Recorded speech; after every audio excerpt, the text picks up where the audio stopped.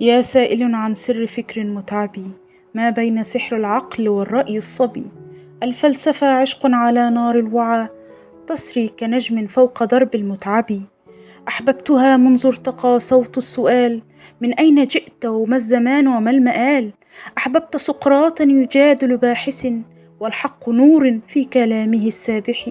أحببت أن أفكر الفكر العميق، أن أرتقي بالفهم، أن أغدو رشيق. الفلسفة ليست جمود في الطباع، بل رقصة الأفكار في ضوء الشعاع.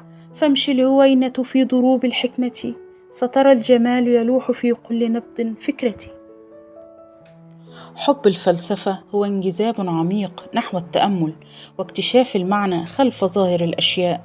هو شغف لا يهدأ لطرح الأسئلة الكبرى: من نحن؟ ولماذا نحن هنا؟ وكيف ينبغي أن نعيش؟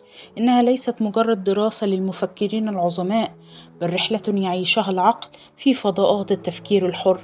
المحب للفلسفة لا يرضى بالإجابات الجاهزة، بل يبحث عن الحقيقة حتى لو كان الطريق محفوفا بالحيرة والتناقضات. يرى الجمال في الجدال وفي التناقض وفي التعقيد، لأنه يعلم أن الحقيقة غالبا ما تكون متعددة الأوجه.